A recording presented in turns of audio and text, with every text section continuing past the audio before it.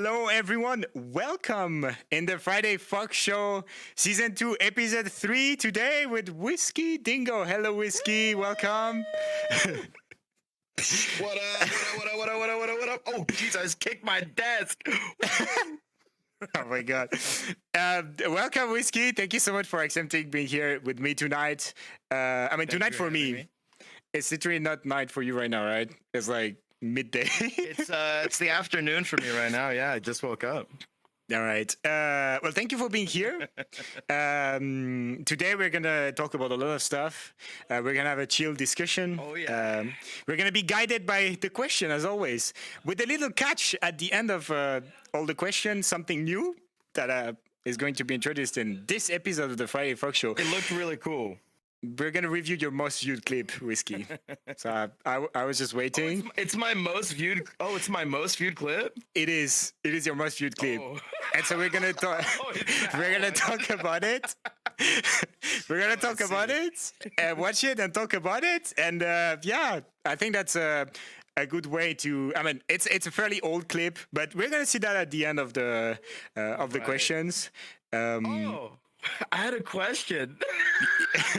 Yes. I should have. Hey, to the audience out there, this is me being super professional. I forgot to ask. Can I swear on your show? Yes, you can swear. That's allowed. There's no problem. Wait, like, okay, good. Fuck yes. Okay. Unleashed. No, it's okay. You can swear. It's fine. Okay. So yeah, we're gonna just talk, chill conversation. I mean, chill. I don't know, because maybe it's gonna be more like not chill, and we're gonna actually like talk a lot and stuff like that. It's gonna be good. We're gonna be guided by the questions. And yeah, welcome everyone. Sit back, relax, and enjoy the Friday Fuck Show. So I'm gonna start as always by the same question, but I think that question is really important to ground everything and just make people understand how you joined the community, how you became a member of the furry community. And it's really important sometimes to look back. You said before the stream, is there some crispy questions? I don't know if this one is going to be a crispy question, Whiskey, but we're going to see. How did you join the fandom? What made you join the fandom, Whiskey?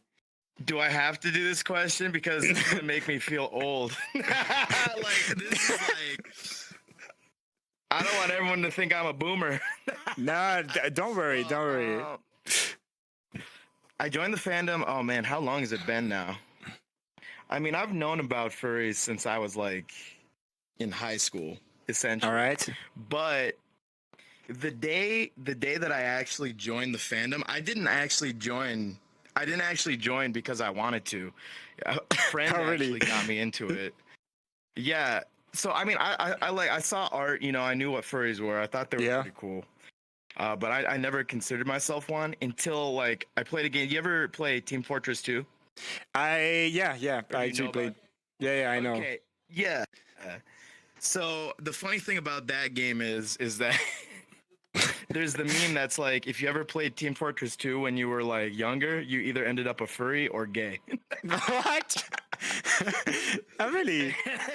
I didn't hear about that. Yeah, really. And so what ended up happening is I joined the team. There was like a competitive team, and for everybody, you know, who's watching, who's played Team Fortress 2, you know, there's a competitive league. On the team that I randomly joined, there was like a very, very popular furry artist. Still incredibly popular, amazing art. I don't know if anybody knows. Well, I mean, Kanket does some. Oh yeah, of course. Artwork. Of course, yeah. And she was just randomly on my team, and we became good friends. All right. And just one day she was just like, "Hey, can I draw you as a dingo? Because I'm part Australian. My dad's Australian." All right. And I was like, "Oh yeah, sure. Why not? And then she did, and it's a pretty. If you type in like furry Team Fortress 2 in Google, like one of the first images that pops up is like a scout, you know, as a dingo. That's me. Oh my God. All right. All those years ago. And I saw the picture and I was just like, whoa, this is really cool. Can I like get more art? And she's like, yeah, you just got to commission people. And then it was over. It was over for me. The beginning. It was over for me. In the beginning, yeah. So So actually, that's actually how I got into it. yeah, that's funny because you answered two questions at the same time. Because I wanted also to ask like, Oh. why a dingo? But now you just answered the question. Was it you that chose a dingo, or like was it only Ken Cat that was like, oh my god, I need to make you as a dingo? It was essentially Kenket because I mean, my favorite drink is whiskey. Obviously, Yeah. I don't really drink much anymore, but at the time, my favorite drink was whiskey, and then I'm from Australia, so she was just There's like, you know dingoes. what, this is Yeah. perfect. It's dingoes. Boom, just do it. And Oh my yeah, god. I didn't even. I liked it. I like dingoes, but I didn't even pick my Sona. I just kind of like fell into it, and the rest is history. That's great. Was it actually like this color at the beginning, like yellow, but like the crown and the stuff, or was it Um, something that came after? No, no, no, no. All right. At the beginning, it was a bit of a different design. My Sona and I think everybody kind of changes their Sona as time Yeah, goes yeah, by. yeah. You get older, and you kind of like find yourself. But this design completely different from when I first joined the fandom. I was very like quote unquote. It was a very basic design when I joined the fandom. But now I'm just like. Just vibing. Look at me. Yeah, that's great. That's great. That's great.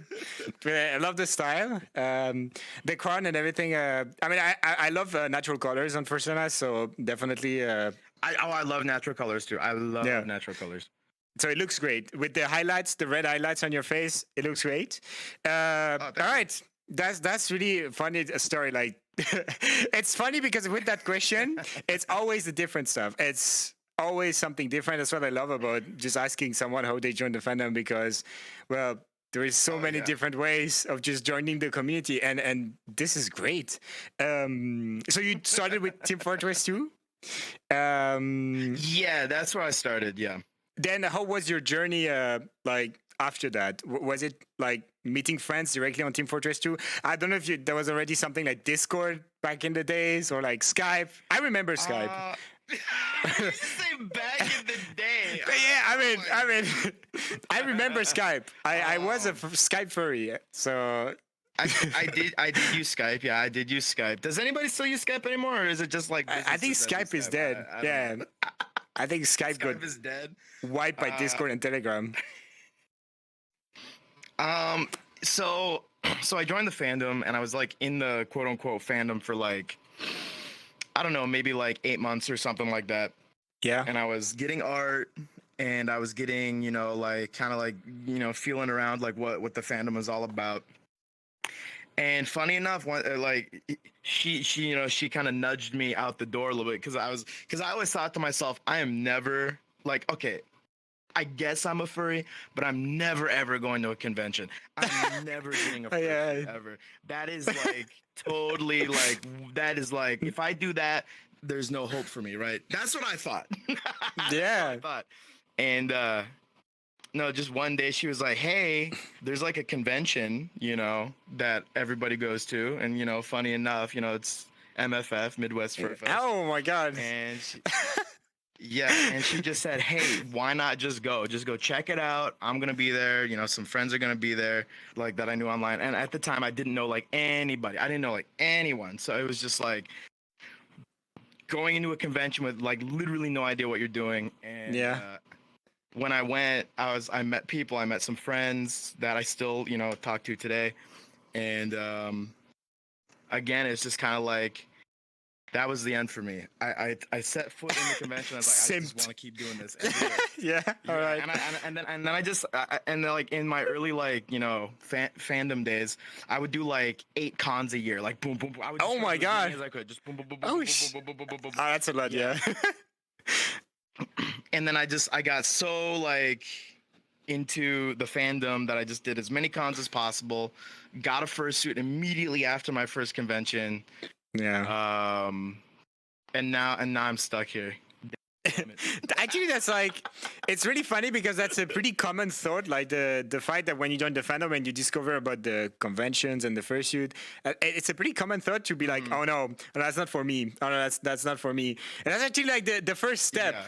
when you think that, there is no way back. There is no way back. Because at some point you're gonna go to a convention, you're gonna try a fursuit, and it's just gonna simp you in, and you're gonna be like, "Oh my god, that's so great." You know, I actually think the funny thing about that too is there's like there are a lot of people like me who are like, no, that's not for me. That's like way too far beyond. Or like, oh, I would never ever even go to a convention because that's too like, you know. But every single time without fail, because I've been in the fandom long enough to see this happen. Like every single person I know who's ever gone to a convention has a good time, and they always like. I mean, I've even been told by a few people who have never been to a con before. They'll go to their first one. They'll be like, you know what? That was like really fucking fun. Like I want to do that again. And they're just like they're not even a furry. Like they're just somebody who like tagged along. They're like, wow, you guys like. Do you know how to party? I'm like, yeah. We don't party. Yeah. But not even just the partying, but just like the general vibe and how nice and welcoming people are. I mean, honestly, I honestly think that it's like one of the greatest parts of the fandom is how welcoming we are, to be honest. Yeah, that's exactly true. Yeah.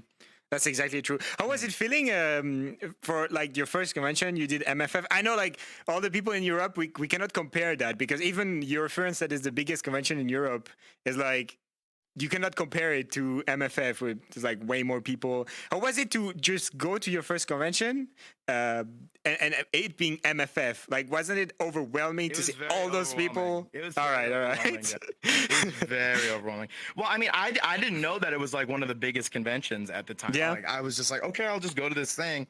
But I think I'm lucky that I did because I met a lot of people. And then I was able to like, establish a friend group. And, then every con that I went to after that, like I had some friends to hang out with and stuff. So I'm actually thankful that my first con was MFF. Yeah, it's so nice that it was a great experience too. So what would you say to someone? Imagine like you're back in time at your first MFF. What kind of advice could you give to someone that is like their first convention, and what is like the thing that they need to be aware or the thing they need to do? Like, I like to ask that question and started like I go to a convention that I don't know anyone. So what kind of advice could you give to someone that goes to a convention for the first time and don't actually know anyone there and they want to make friends? Well, I mean, I would say, I mean, this is just being like honest from the heart. I think you should try to actually know at least one or two other people before you go to a convention. Just because I wasn't completely alone when I went. I did, I had some friends who were going to be there who I knew online. And I think, I've never had to experience being alone at a con before, so I don't really have too much advice on that front. But I would say maybe have some people that you do know that you can like, hook up with and be like, hey, what's up? We hang out or whatever. Because I have heard stories that people have gone to conventions who don't know anybody. You know what I mean? Like, they don't know anyone, and they're like, oh, it's kind of tough to, get included, somebody new, like have that level of trust or be included because I've only known you for like a day, 2 days, you know what I mean? So I think my advice is before making a big commitment like going to a convention, maybe do some like local meetups, a smaller group of people, get some connections, to like meet some friends and then go to the bigger, the convention status stuff. Yeah. All right. Yeah, that's 100% true. So I like asking that question as like you don't know anyone, but I'm also a bit biased because in Europe, when you do convention with like 200, 150 people, you can go and don't know anyone, and you're gonna see people multiple times, so you can bond a bit better than like 10,000 people, and you see one guy and then you don't see him for the rest of the convention. That's really interesting to me, though. That's very interesting. Like I've never been in that. Well, I mean, I have like met people for the first time at con. Yeah. I mean, it's fun to like be like, hey, nice to meet you. But I've never, like just been like, I'm just going in completely blind. I don't know anybody. So there was that convention in Italy that I wasn't alone. I was with my boyfriend, but literally knew no one. And I was like, I wanted to try it because I always talk about it. And I was like, let's do it. Don't know anyone. Let's just go there.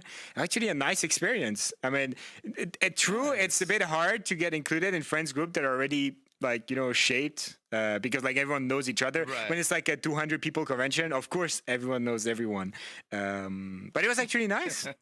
I would say the main thing is not be shy to talk to people that you don't know, especially in the main lobbies, in the main areas, because like when people are chilling, vibing, you know, it's okay. You can just say hi and be nice. Be nice. That's like the main thing. Just being nice. Just be nice, and then that's like a yeah. because I've never been to any European conventions before, but I wonder if like the vibe is different to just like walk up to somebody and be like, "Oh, hey, how's it going?" You know, because you know that doesn't happen too often. At least I haven't seen like over in the United States conventions. People typically stick to their friend groups, so that's interesting. I mean, I've always wanted to go to Europe and check out a European con before. My favorite convention is actually a convention in Switzerland that has like 300 people, something like that. And it's not only like the fact that it's a convention; it's also like the outside, the scenery, the location. Actually, this behind you is Switzerland. We are currently in Switzerland. The Friday Fox Show. Oh. What you see here is the Dufospitze. One of the highest peak of Switzerland, 15,000 feet. Oh wow! Yeah, actually a hike that I did this summer. Yo, Zav flies their guests out to Switzerland. So if you ever want to be on the show, you get free flight, hotel booked. It was great. Thank you. Only thing is that we are 5 hours of walking of any civilization right now because we're literally in a glacier. But I mean, it is we have to pretend that we went there by helicopter, you know, like that. I mean, that's doable. There's actually helicopters that go there. Oh, we don't have to pretend. We did go by helicopter. We actually did, yeah. We out here in a helicopter earlier. It was really cool. So yeah, welcome in Switzerland. You wanted to go to Europe? Yeah, welcome. But yeah. But I cannot compare that convention to other conventions because I've never been to the US yet. I just have friends that told me. Like, I know the Fursuit Lounge is way different. You know, like, Fursuit Lounge in European conventions tend to be bigger with more, like, stuff to, like, dry your fursuits and snacks and different kind of drinks and stuff like that. But that's about it. Then I don't know. I've not experienced it yet. I hope to experience it at some point. Yeah, we have to do a swap. Yeah, you go to your friends, I go to MFF. Let's go, and then we chat about it. Yeah, we're just doing another chat and we compare. It's actually really cool that you bring that up. A ton of members from VFR are actually going to MFF, and they're coming from Europe. So I'm actually very excited to meet them. Yeah, I saw that. I hope you guys are gonna have fun. MFF is going to be at some point, but not this year. Could not make it this year, but definitely MFF is what I want to try. Yeah, I mean, yeah, we're gonna see. We're gonna see. I would love to, but yeah. I mean, your friends at least next year. Yeah, I know it's tough 100%. Yeah. I do want to check out Eurofurence, though. I do want to check out Eurofurence. It's great. Like I told you already, the new place in Hamburg is way better. Also for you guys in the chat, if you want to go to Eurofurence, you can go now. It's way better. Berlin was bad because of a lot of reasons. Hamburg is way better. No, but it's actually funny because like people, they love the vibe of Eurofurence for multiple reasons. You know, like memories, and like they are like, oh my god, it was so much better in Berlin. But you know, it's just in the head. It's like the hotel was nice, the memories were there. But when you compare just straight facts. No, it's way better now in Hamburg. It's just way better now in Hamburg. Yeah, well, if you go to Eurofurence next year, I'll be there. Yay! Hamburg is a really nice city. If you come to MFF, I'll be here. Amazing. Let's do that. So yeah, so I have a question also about conventions. Now that we're talking about the topic of conventions, really silly question. I'm warning you. But do you know the 6-to-1 rule? Do you know what it is? Yeah, it's 6 hours of sleep. Yeah. 2 showers a day. And one. Oh shit! What was it? One meal? I think I don't remember. I do know the 2 showers. 2 showers. The one I know is 6 hours of sleep minimum, 2 meals, and 1 shower. Okay. Well, yeah, but you had everything. But, yeah, you had everything. Hey, listen, sometimes 2 showers a day is good, okay? Especially at Yeah. convention. When you, I mean, I know when you're a first shooter, that's like more than two most of the time. You just out Oh, of suit I want and to then you shower take a every single shower. time I fursuit. Oh God. Same, same. I'm part of this this clan too. Showering, when getting out of suit, letting dry everything, and just like Yeah. then you have no more problems. But yeah, it's 6 to 1, Hey, 6 hours if of you sleep. guys are going to a convention, anybody in the audience, if you go to a convention, make sure to shower, okay, guys? Yeah, Everybody will yes. love you. Please shower. That's what I wanted to say. I keep, making a little point about the shower every time we talk about the 6 to 1 rule. It's really important, guys. Do it. Only one. We don't ask for more than one. You can do more than one if you want, but one is the minimum, and everyone is gonna thank you, and that's great. Anyway, Everybody will love you. It'll make so many friends. you literally, yeah, literally, yeah. Actually, as a matter of fact, that might help. Thank you for talking about conventions. Actually, that's so funny that there is so no much problem. difference, and I can't wait to experience the difference. Like, I know it's gonna be a new experience, but I like experiences like that, so it's gonna be great. Also, I have a lot of friends in the US. It seems that like everyone is living in Denver though, but that's just a little. I noticed that everybody moves over to Denver. I don't know what's so cool about Denver. I mean, I guess it's cool. I don't know. It's the high altitude. Actually, I learned that Denver was the highest city in the US. I didn't know that. Fun fact, guys. You'll know it for the future. Denver. Cool. I didn't know it either. Woo! Actually, one of the highest big cities. Yeah, it's like, I don't know in feet, but in meter I know. It's like 1,600 meters. It's kind of high. It's very high. How the hell do you know that? Okay, Just off the top of your head, how the hell do you know that? I can tell the story. Basically, so I have done this hike, which is basically going to the building that you see up there, up the mountain. There is a building. It's the highest building in Europe. That building is at 15,000 feet.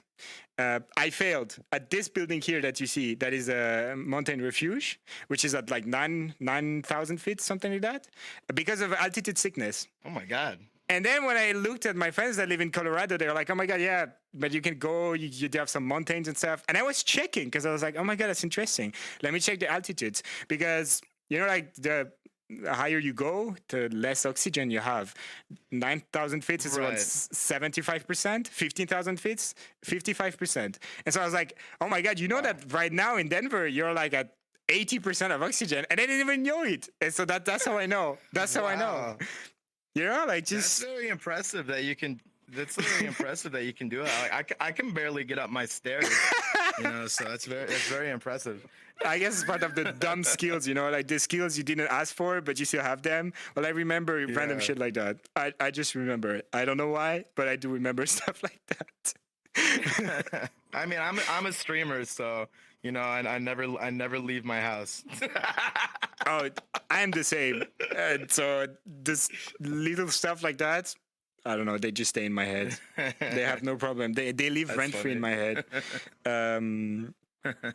So we talked about conventions. We talked about yourself joining the fandom. Thank you for sharing the experience with us right now. It's really good to learn more. Problem. And I'm sure this is going to help some people. Yeah, so that's cool to talk about it. I'm sure it's going to help some people in the chat right now that maybe they wanted to join a convention. Maybe they didn't know the difference between the European and the US convention. We didn't talk about it because we don't know, but there was some difference. I think the number of attendee is a difference that you need to take in account because maximum attendee in Europe is 10,000. Maximum attendee in like the US, it's way more than that, right? It's like 15, something like that. I don't know. I think there was like, man, how big was? I know like last year one of the conventions like broke like a record or something. It was like, was it MFF? I don't remember. It might have been MFF. But there was like 16,000 people or something. Oh my God. I thought FWA was bigger. Or 16. I'm not sure. I thought FWA was like the biggest. FWA was bigger too.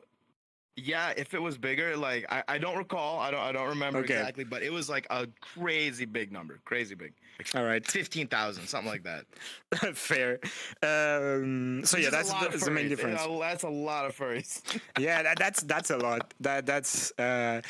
Which was something funny at your events is that you kind of like not get to meet everyone you wanted to meet at those big conventions. You're like, oh my god, I want to meet this Yeah. person, but then in the span of like 5 days that you have at a convention, you don't meet them because you never like Oh cross. yeah, This is planning is so difficult, especially at bigger cons. Like I've been a little bit better about it recently, but typically if you try to like be like I'm gonna do this and this and this and I'm gonna meet this person and see that person and see that person, you're setting yourself up for like for sadness already yeah, because you are big not gonna trauma. like see everybody you want to see. There is no way. The plan is no plan. That's what I say. The plan is on Yeah, the go.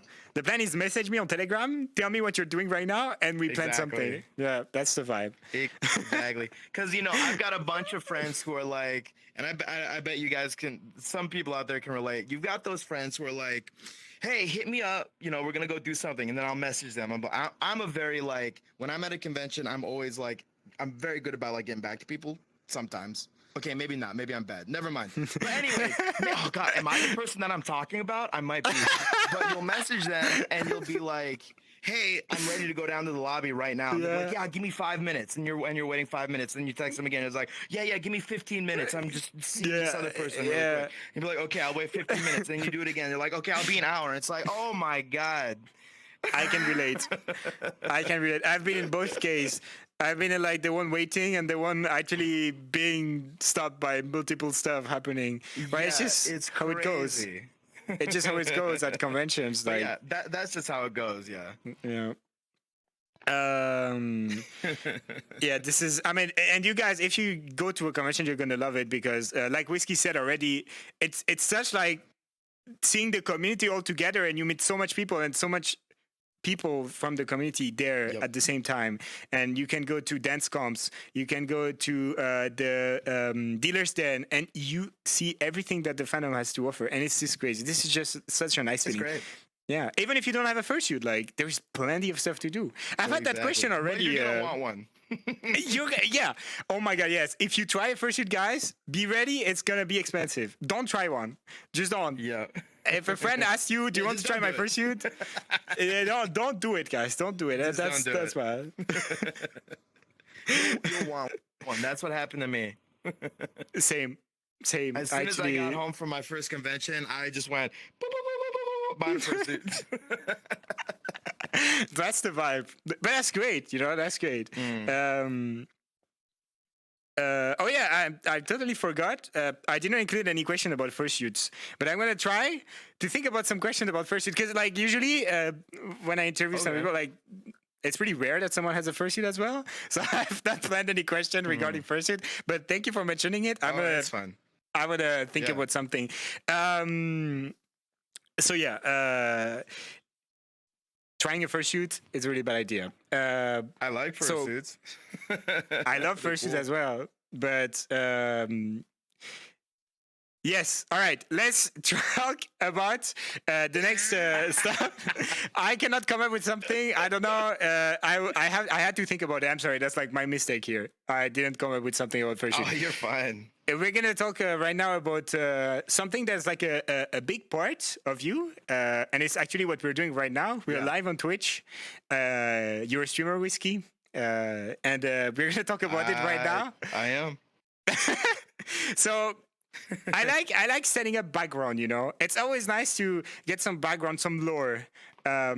So what is Some the lore, whiskey okay. lore? Yeah, what is the whiskey lore? How did you start streaming? What made you want to push the live button for the first time, Whiskey?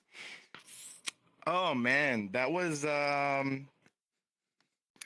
long ago has that been? It's been like five. It's a little bit over 5 years I've been streaming now. And when I first started streaming, I did not have a VTuber model. This is back when like VTubers weren't really even that big. Like there were barely any of them. I just used a webcam and I played FPS games with my very good friend Doryu. Yeah. Doryu's also a streamer. Doryu's on VFur. Yeah. And he streamed before I did. He'd been streaming for like about like 2 years before I ever even started streaming. And I've been good friends with Doryu for, oh man, it's like over 10 years now. Doryu's actually one of the first friends I actually ever made at like a convention, and we just did all kinds of conventions together. But anyways, so he was streaming, and I would be on his stream all the time. Uh, uh, and just one day he was just like, "Hey, why don't you just stream with me?" Right? I was like, "Fuck it, why not?" Right? Let's do it, because we're always playing games together. Anyways, Yeah. I'm always getting home from work. I'm just playing video games. May as well just Do it. do it, you know? Yeah. So to you know, he was essentially the first person who kind of like got me into it. Of course, I watched other streamers. I'd watch, back, 5 years ago, there were streamers that I would watch, but you can thank Doryu for me even being a streamer. All right. So I hit the go live button. We would stream FPS games all the time. And then VTubing started getting a little popular. Some furry models were coming out. There was some really, really great artists like Caribou did some of the really early. Canine ones. I think it was the woofer. The woofer. Exactly. The woofer model. A lot of people used the woofer, and a lot of people got into furry VTubing because of that.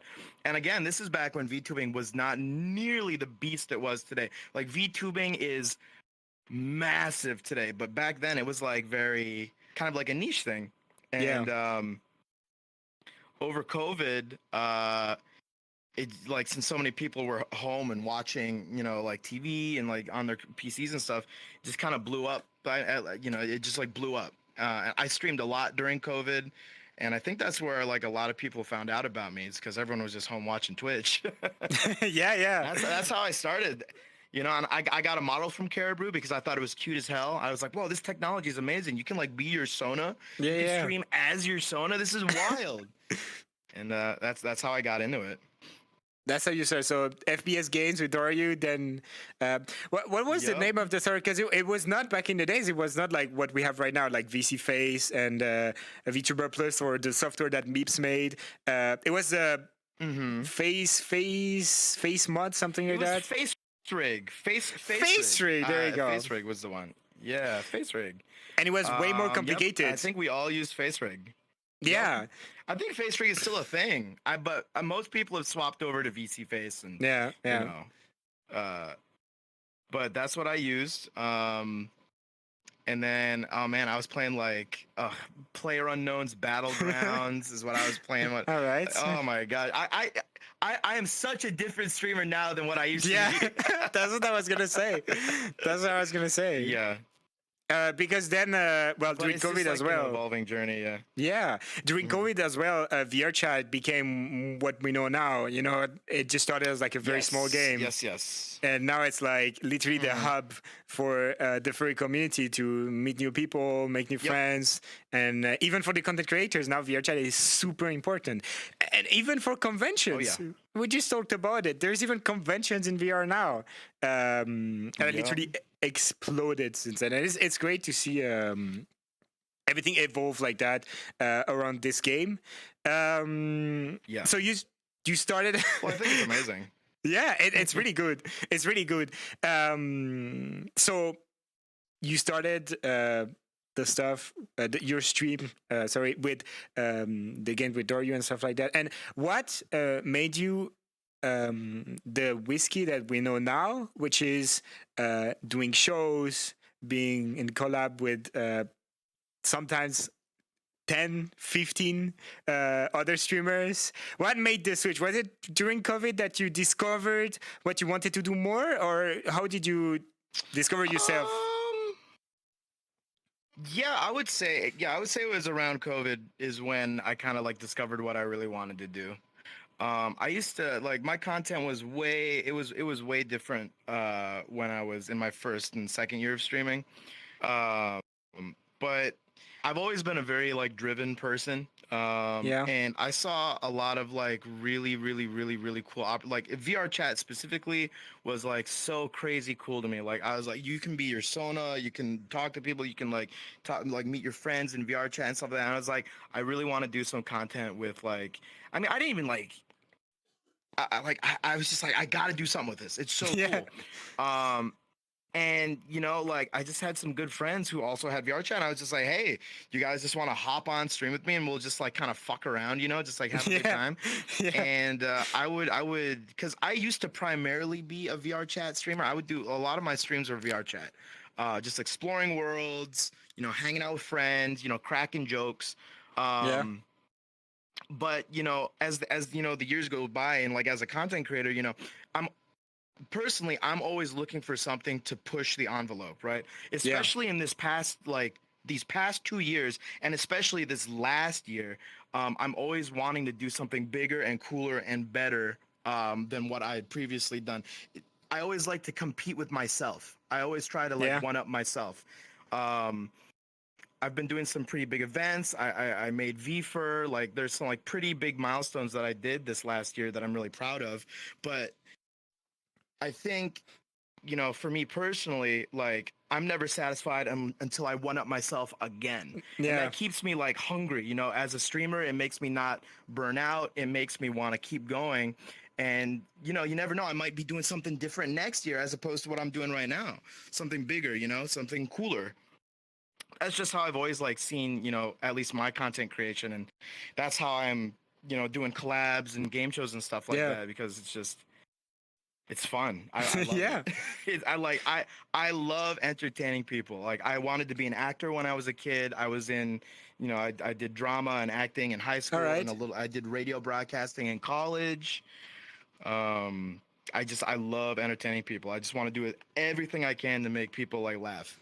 Yeah, that's amazing. That's such a nice background for like, and also Mm. such a motivation to hear those words. I don't think it's often that we hear stuff like that. You know, like the pushing forward. I mean, we hear them sometimes, but it's great Mhm. to talk about that and to see that like streaming is evolving all the time, and it's good that like you need to evolve with it as just the fact that you were a VTuber at the beginning, then VR chat, then now Right. doing bigger stuff and stuff like that.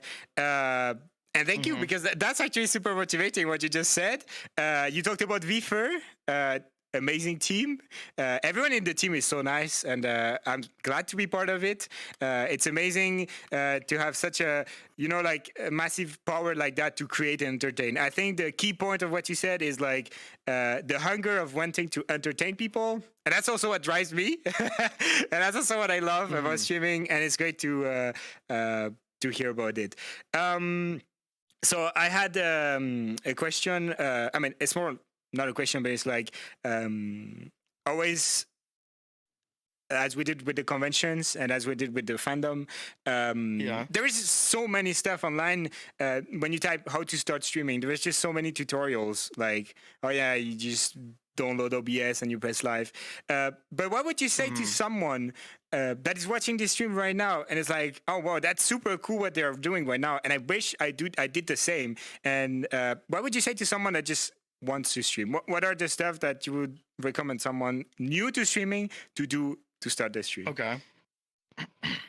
Okay, well, I've got the oh man, I could go on for ages talking about getting into streaming and how to stream. Yeah, this is the mini piece of But advice. I will say So I will say that there's a lot of things that you need to think about before you get into streaming. That are more like that are just as if not more important than when you are streaming.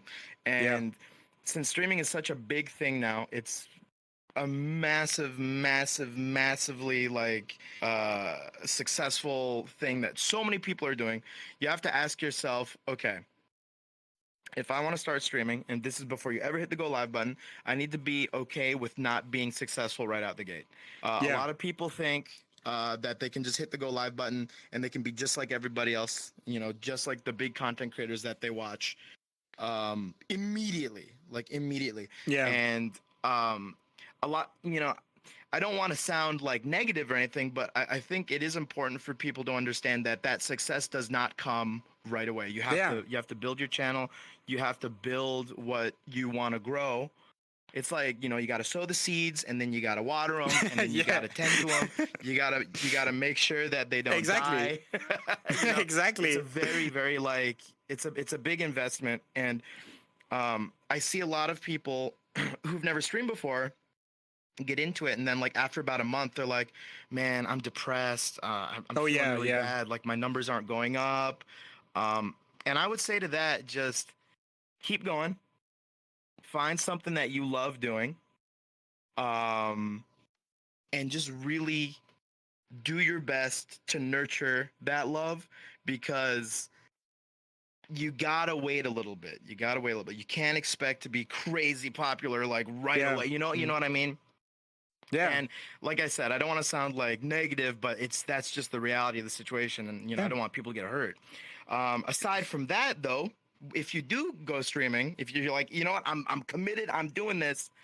Find something that you love doing. Find something that you're not going to be upset about hitting the go live button every night, right? Just like kick back, play some of your favorite games. I would say the most important thing for me, at least, is your audio. You need to like make sure your Yeah. audio is nice and crispy and tasty. That's true. Like, Yeah. yeah, because like if I go to somebody's stream and the audio is very crackly, or it's kind of grating on the ears, I typically click off, because that's the first thing that I hear. Um, I might just be biased because I was in like radio in college. But Maybe, but that's audio good to is hear super, that. super important. No, but Super important. That's true. You're right when you're saying audio is like a big factor. You're right on that. Yeah. It's essentially what the first thing that people hear is when they go to somebody's stream is their audio. And if it like turns them off immediately, you know what I mean? Yeah. It's not good. Suffice to say, though, there are streamers out there who don't talk, and a lot of people watch them, which is cool. Every streamer's journey is different. Every journey is different. You can be loud, you can be crazy hyper. Like I love being like just like crazy all the time. I love it. I fucking love it. But that's not the only way to do it. You can be a very calm, chillax streamer. Just do your own thing. You can just like listen to music, do art, stuff like that. Everybody's journey is different. There's no one way to do it. Man, I hope I'm not rambling too much. I got so many opinions about streaming. No, I think it's actually great to hear that. So everyone has like the kind of the same opinion on that, and I think something that came back from the other Friday Fox show is the thing that you said, which is.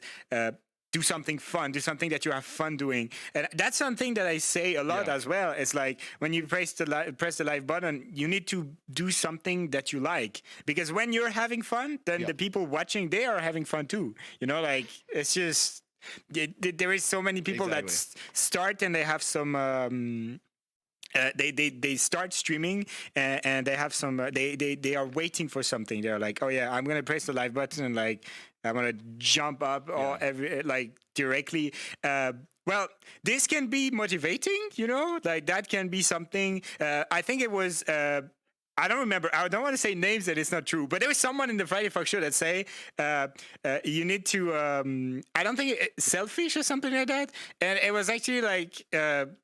You need to always want to do better. That's the exact same thing that you said, as a matter of fact. And it's great. That's the motivation that you need to have when you press the live button. I would say also like the first audience. Yeah? Yeah. Sorry, go ahead. No. You can go ahead. I know it's a subject that you really like talking about. So just if you want to talk a bit more about it, you can. No problem. I was just gonna say, it's very important to be competitive with yourself. I don't like being competitive with other people. I'm the person like I always think that the better it is for everybody, the better it is in general. And I don't like looking because I've been in streaming for 5 years now. I've seen a lot of stuff. I've seen a lot of good, but I've also seen a lot of negative. And you fall into a trap when you compare yourself to other people. True. Yeah. You fall into a trap when you try to do better than other people because there's always going to be something better, or there's always going to be somebody above you. There's always going to be somebody, more viewers or more subs or more whatever. And it's really unhealthy to fall into a trap of like, oh, I have to be better than this person. Otherwise, my self-worth isn't validated. Yeah. It's really unhealthy to do that. It's really unhealthy. The best thing that you can be competitive with is your own streaming, your own career. True. Because when you look at it that way, if you treat yourself like, okay, that's the person that I've got to beat, no matter what happens, you're going for your drive is so high to like do better than what you've already done. It's always a net positive gain in streaming. It's always better. It's always good when you're competitive with yourself because your content's better. You feel good about what you're doing. You're doing cool stuff, like that's just my opinion on that. That's 100% true. And I'm sure a lot of people are going to actually benefit from what you just said. Because if you want to start streaming, guys, that's just, like everything you need to know just there. I think you said it all. And it's amazing. And the summing up is challenge yourself and like you can always be better. Every time you press the live button, try to be better than the last time. And that's super motivating. Thank you, Whiskey, for those words. That was really nice. No problem. And I'm sure it's going to benefit a lot of people. Okay. I hope so. It is going to. We talked about the streaming. I want just to talk a little bit about VR chat a bit more. And then after that, there is the clip. But I think, so we talked about VR chat, but I want to talk about VR chat a little bit more. So VR chat now, like we talked about already, there is now conventions in VR chat. It's just, a place where the community meets. You can meet everyone in VR chat now. And it's amazing. Yes. It's incredible. There is so many stuff that you can do on VR chat. And let's be someone that just, started being in the fandom. And it can be hard sometimes to, when you just got VR headset and like you have only one or two friends in VR chat or no friends at all. What would you recommend someone that just joined VR chat and they want to, be part of a community or meet new friends? What would be your advice for someone that just started? Well, again, this is a little tough for me to answer just because when I did join VR chat, I did have a group of people that I could hop on with. But I would say VR chat is actually easier to make friends with than probably in person. Just in my opinion, just because I'm a very kind of like I am a social guy, but I'm also kind of like I like my space sometimes. So I think it's easier to like find a group of people with similar interests online when you can literally be your persona, like you can just be like, hey. So I think if you are joining VR chat for the first time, you want to find some groups. A great way to do that is the conventions. I know that Furality has a ton of like group meetups and like similar interest kind of meets and stuff like that. Tons of people are going to Furality now, like tons. And I know a lot of people made a lot of friends during that. Even if you like want to if you don't want to like go to any panels or anything, you can just like go to a meetup, just meet people. At Public very Worlds, easily, very easily. Yeah. Public Worlds scare me a little bit. Furality Public Worlds. Okay, I have to just. Furality Public Worlds are good. That's what I meant. Furality Public Worlds. Don't do Public Worlds, guys. I just want to say anybody who joins a public world on VR chat, you are much braver than I am. You are so brave. I have seen some shit. Oh my god, yeah. Never again. It's fun to do it time to time, but it's definitely an experience. Yeah, it is an experience. You never know what's going to happen. Yeah, especially now that the game is available on Android now. You can have an Android tablet and play a VR chat. You can? Oh my god. Okay, guys, never go to a public world ever again. Just don't do it. Just don't do it. Yeah. It ain't worth it. Yeah. Well, usually the lobbies that are the most full, it's like the games, like Murder, Among Us. They are just full of people screaming. You just join and it's like You just turn off your just audio. screaming. Yeah. Yeah. Again, like, just don't even bother, Yeah. guys. Yeah. Find some friends, go to some Friday meetups, Yeah. then go hang out. True. There's also like, so we talked about variety, but there's also a nice way, I would say, is also like, you know, a lot of people, they watch streamers, and most of the streamers, they have Discord servers where you can actually join Yeah. and talk with other members of the community. I think that's also like pretty fair to meet new people. You just talk in a community, in the chat, just in a chat of a streamer, and Yes. you can make friends like that. You just I know talk that with my community, I push my Discord very hard because I love having a community that is very, very, like, they want to, like, that they want to hang out with each other, that the chat is part of the experience. Like, for me, and like in my channel and my content, like the chat is half of the experience, in my opinion. I've worked really, really hard to foster a place of like inclusivity and just fun. And so many people have told me that they've met friends that are like, oh my god, I've met like my best friend on your stream, and like we've met IRL now, which is crazy. Or like, That's oh my amazing. god, I met my boyfriend on your stream, and God, I just want to say, I fucking love my community. My community is amazing. Nah, that's cute. Like, they are so fucking sweet. I love them so much. Yeah.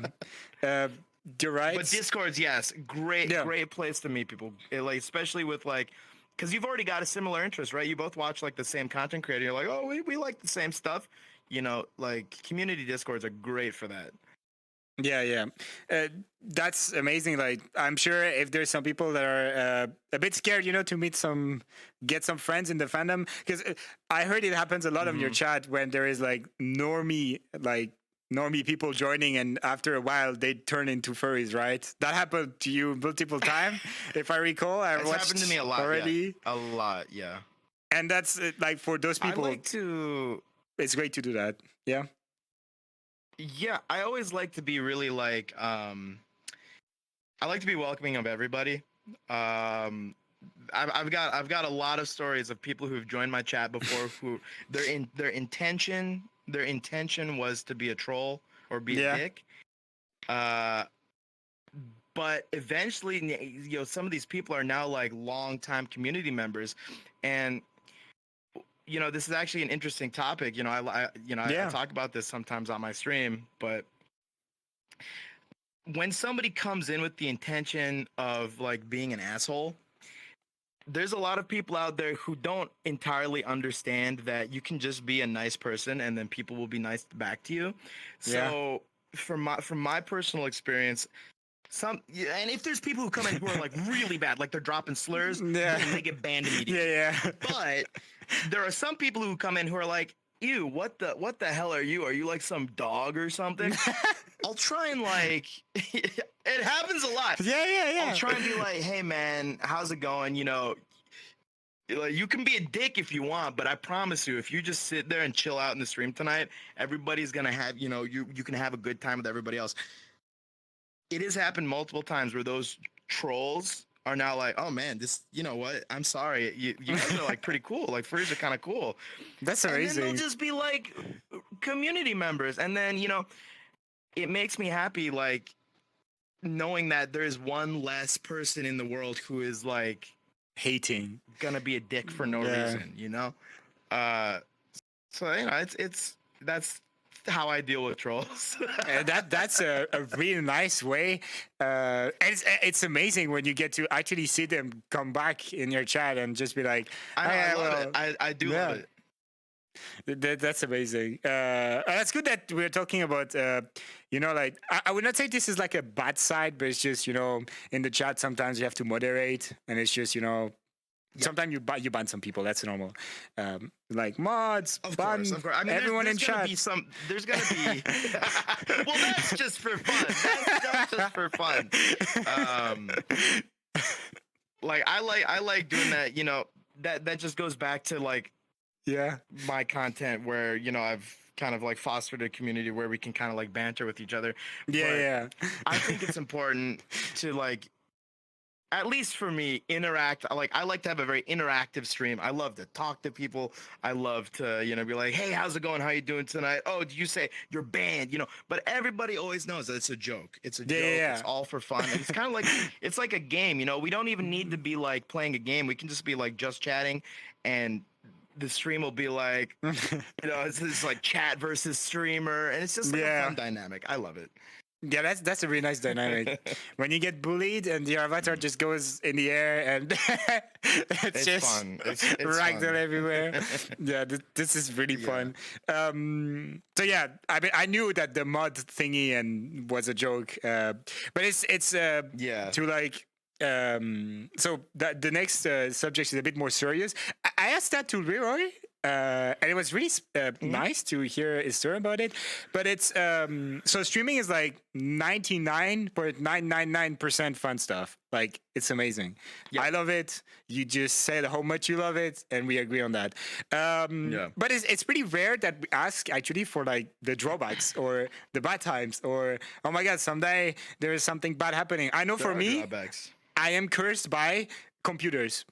I am literally cursed by that. Every time I touch one, there is something bad happening. I just have a new one. It's already bugged, like it's crazy. I'm cursed. So what for you are like, not the drawbacks, but like bad experiences, if you would say it like that?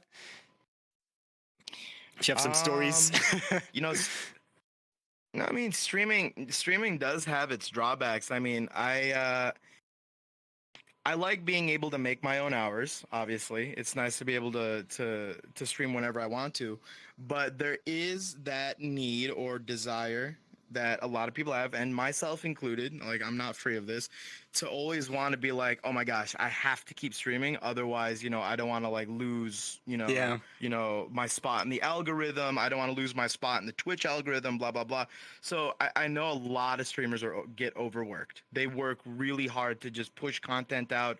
Always think of stuff to do. I find that can be a drawback on the mental health, especially. It's really important, like, as a streamer, to make sure that you're in a good mental state and that you take care of yourself. I've totally fallen into some pretty dark holes before, let me tell you, with my mental health, and just like wanting to be better, do great stuff, and keeps, and I can't take a vacation because I'll be gone for too long, and I won't be able to stream for like 5 days. And I know a lot of people feel that way too. And if you're not taking care of yourself, it definitely affects like your streaming and like your content for sure. So that's a drawback, I would say. Yeah. All right. I would also say,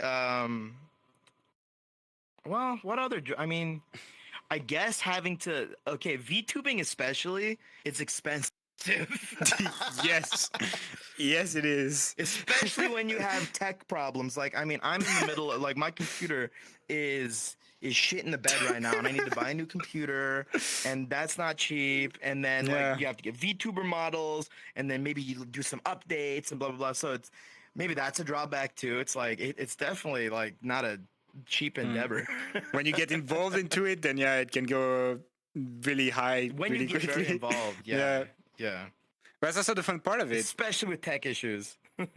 Tech, yes, that is fun too. I mean, the avatar, the part of like getting your own sauna made and stuff like that. This is the fun part. Yeah. The tech issues, if I could just remove the tech issues and just have a button that just goes live and everything is working 100%, I would do it. Like, the dream. So nice. It's a so dream. Nice. But the other thing too is like, again, with like, having to buy new stuff because of tech issues and stuff, but I mean, they're always updating like the trackers, like they just came out with the Lime, like new Vive trackers, or like that, or like the Sony Mocopi, and like so I was like, I gotta get the new one, or and it's not like cheap, new tech and stuff like that. It's not cheap. You gotta keep up with everything. That's true. That could maybe be a drawback. Yeah, just to go back a little bit on like the thing that you said where you need to be in a good mental state. What I always say is like, and I already told that to my chat, is that the fun part of being a streamer is like being live, which is like maybe 20% of the work, and it's the fun part. You know, you're live, Yeah. you have fun, you're here, Right. but all the work, and also like you said, I like managing my own hours. I think it's also a curse because you work from home and you sometimes do stuff and you're like, oh, maybe I should play games with my friends now. Oh no, I gotta finish this on Unity. And you're like, oh yeah, but it's midnight right now, and you don't count your hours. And it's like you spend your whole day just working on something, and then it's gonna be on stream, but streaming is like only 20% of the stuff. I mean, at least for me, because when I work on like, for example, this world or other projects, like the time that I spend is way much like backstage than actually being live. That would be the curse for me, I would say. Spending all this time. There's a lot of behind the scenes stuff. Yeah, there's a lot of behind the scenes stuff that goes into streaming too that takes up a lot of your time. Like I'm when I'm not streaming, I'm either working on what next event I'm gonna put on, or working on some back end stuff with the team, or just there's a lot of stuff behind the scenes that goes into like making the actual content like good content, you know? So it is definitely a curse. Overworking. That goes to with the mental health thing. True. Streamers overwork themselves. Yeah. And also the fact that like I think it's not only for me, but it's like every streamer, they think that everything is so fragile, you know? Like you said, oh yeah, if I stop streaming for like 2 weeks, then the algorithm is not good. I mean, we're not lucky that in a way the platform is what it is right now, because, well, this is kind of true. When you stop streaming for multiple weeks, then Twitch is a bit, you know, like, maybe I don't send the notifications to everyone, you know, maybe I don't recommend your channel. So this is definitely something. But it's also the fact that, have the impression that everything is so fragile that you have to do it every day. Even myself, sometimes I'm like, oh my God, today I don't feel it. And then I'm like, oh yeah, I need to motivate myself. But it was more in the past. This was more in the past. Now I kind of like for sure. Try to, you know, have something to get back when I push the live button, which is the number one thing, you know, have fun. But yeah, that's comes definitely with experience too, I think. Yeah.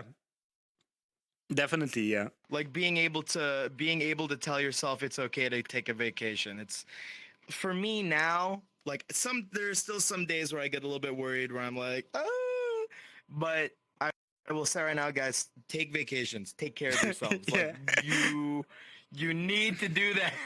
You need to relax sometimes. Yeah. Oh my God, I had something, but I don't remember it.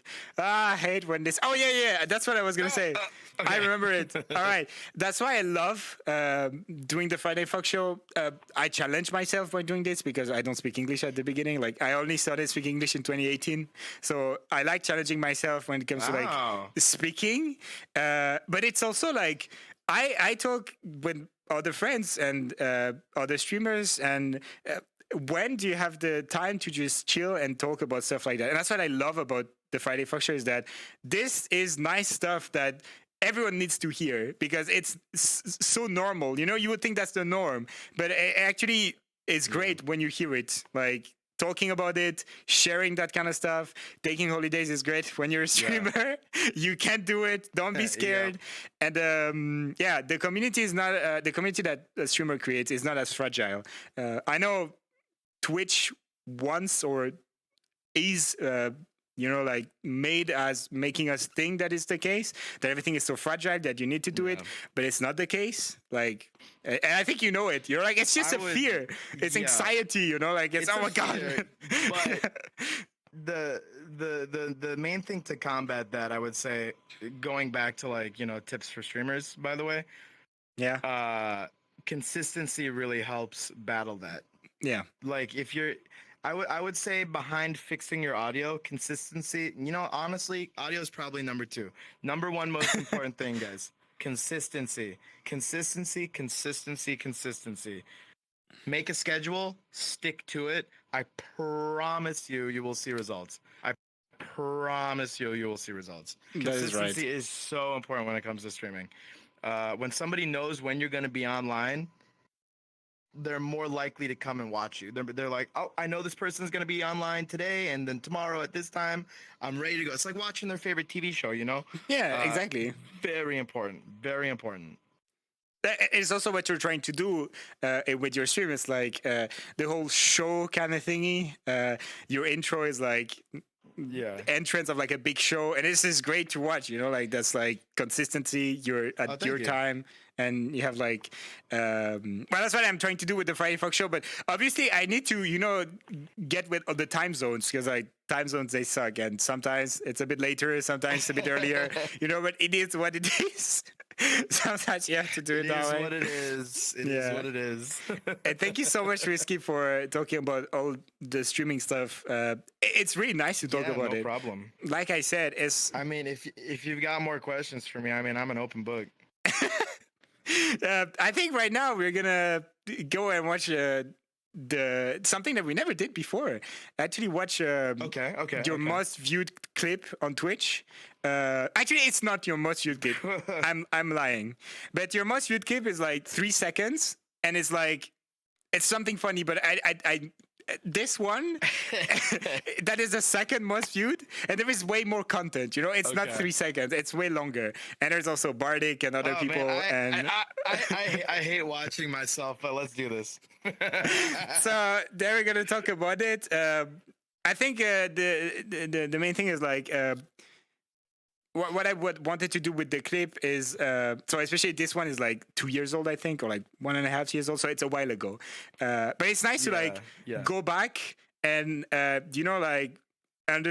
to understand why it's the most viewed clip, what it meant, what was this moment for you and your channel and your community. And let's just... Okay.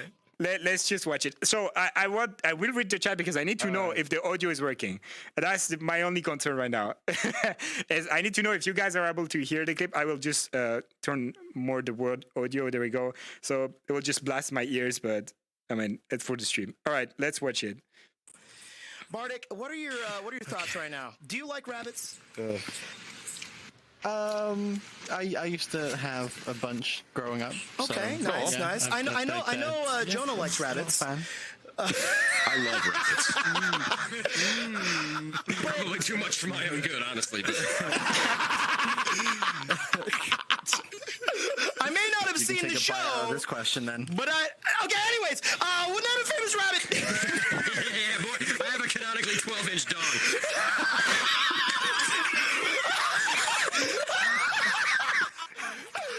Well, I mean, that's why it's the most viewed clip right there.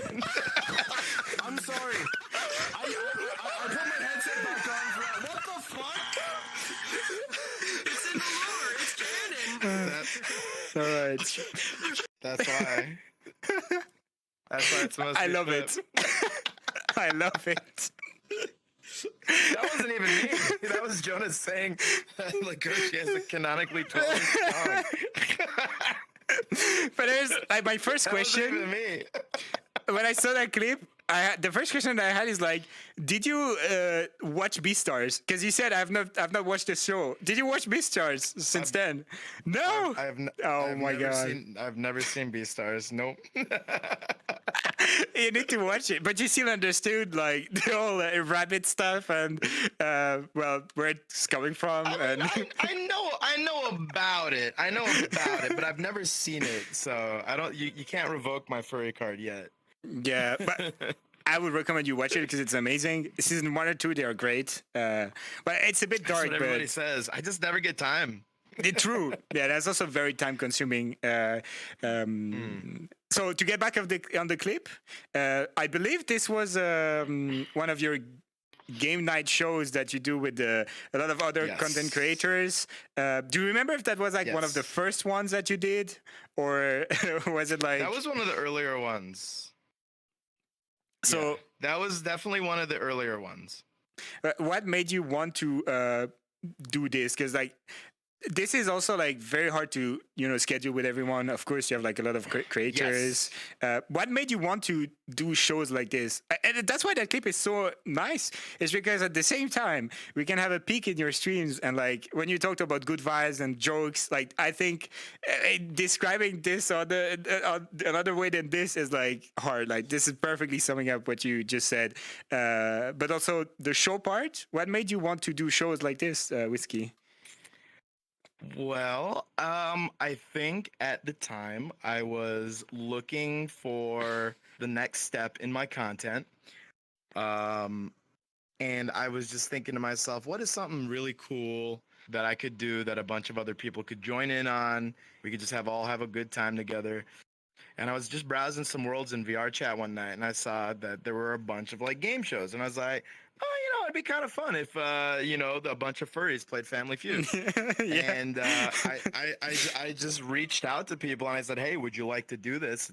This would be pretty fun. And luckily people were interested, and I was just like, fuck it, let's do it. And it turned out to be an absolutely massive hit. And so then I started doing a whole bunch of other game shows, and it worked out really well. It worked out really well. I get to hang out with a bunch of really cool content creators, really good friends of mine. And, when it comes to content creation and streaming, like the audience is the number one. Like the most entertaining thing you can do for the audience is what I want to do. And what's more entertaining than like just watching a TV show, like True. Yeah. right. 100% right. That's why I did it.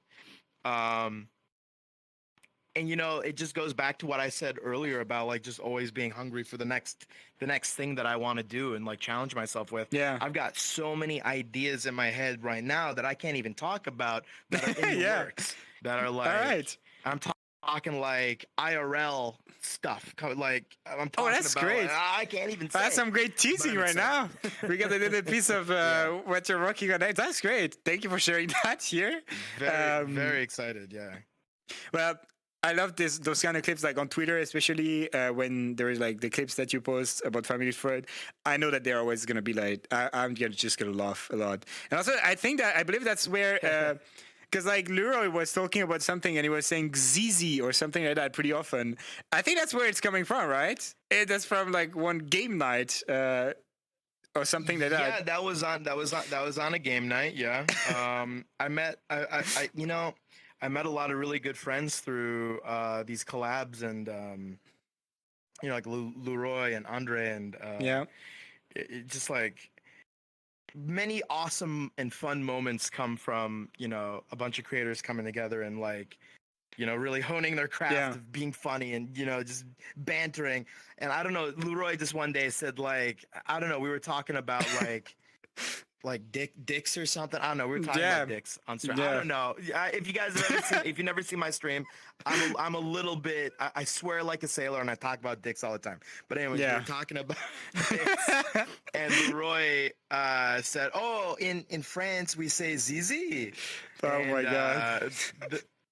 The chat just hooked onto that, and we're just like, they just won't shut up about it. So the chat's just spamming ZZ, and Leroy's just like, well, I guess that's what I'm associated with now. I think it's funny. It's all funny. Yeah, I think when I interviewed Leroy, there was some ZZ in the chat as well.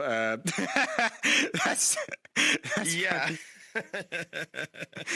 But I think those are the moments that like make it worth it. Like there's those organic, those natural and organic just jokes that just come out of nowhere, and you never know when something's gonna stick, and when it sticks, it's gold. I love it. That's great. I love watching it. I mean, sadly, it's always a bit late for me, but I always make sure to watch the VODs. But yeah, definitely great. And I think that clip was like you said, the 12-inch dong was basically why it's your most viewed clip. That's but it's such a nice clip. Yeah, it's such a nice clip because it's just a joke about dongs and peepees and stuff. But there is so much to talk about, like the story, how everything got created, what was your idea of like doing shows, and that's great. I think that's amazing to talk about it. Well, thank you. I appreciate that a lot. That was the first time I did that. So then I hope I'm gonna get some feedback from the people in chat after the stream. That was good. It, see if looked it's good. It something. looked good to me. If it's something that Yeah, we're it gonna looked do again or not. I wanted to do it with Leroy, but it was not ready yet. And Leroy, the most viewed clip, oh my god, it would have been so funny. It would have been very cursed. Yeah, if you know, guys, you know, because we ended up talking about it. Because I was like, Leroy, I'm sorry, this doesn't work, but we can talk about it because I watched it, and it was really funny. Anyway. Leroy is a really funny dude. He's a really funny guy. Yeah, that's 100% true. So for the last two questions, it's something a bit more personal, but I think it's nice to end up in like a good way. Sadly, the brain always remember the bad stuff more than the good stuff, and I think it's nice to take a step back and just think about the good stuff. So I will ask you to, if you want to, after I asked you those questions, just answer the first thing that comes to your mind, and I think that's going to be like the best way to do it. So the first one is, can you tell me what is your best memory, fandom related, of 2023? Best memory, fan related, 2023. I mean, it's just got to be all the collabs that I do. Honestly, I don't think I have a specific moment, though. The tournament that I did for Party Animals was pretty amazing. Yeah, recently. That was a really great moment because I think that might be it, because that was the first time I've ever done anything that big. Yeah. And like I told you before, I love challenging myself, and that was like the next step in like my content creation path. And it worked out great, and I just felt so good afterwards. I was just like, oh. I had the occasion to watch some clips. That might be it. It was really good. It was really, really nice. Thank you. Congratulations on that, by the Let me way. tell you, oh my gosh, it is hard to get like 64 people to get. Oh my gosh, Yeah. scheduling 64 people, holy moly! I feel you. It's already But it was hard. totally worth it. Already hard to get like one-on-one sometimes with time zone and stuff. So 64 people. Yeah. Literally like amazing what you did, and that was great. The clips were great to watch, and congratulations. And I can't wait for the next one, because I'm sure there's gonna be a next one, right? I mean, you can probably not talk about it, yes. but there is gonna be some stuff Can't talk coming about it, up. but yes. And that's really exciting. Oh yeah. That's really exciting. All right, thank you. And the last one is, what is your best memory? But it doesn't have to be fandom related. It's like just 2023 period. Oh, my best memory of 2023. Oh man, that's tough. That's really tough, because I don't leave I my know. house, so.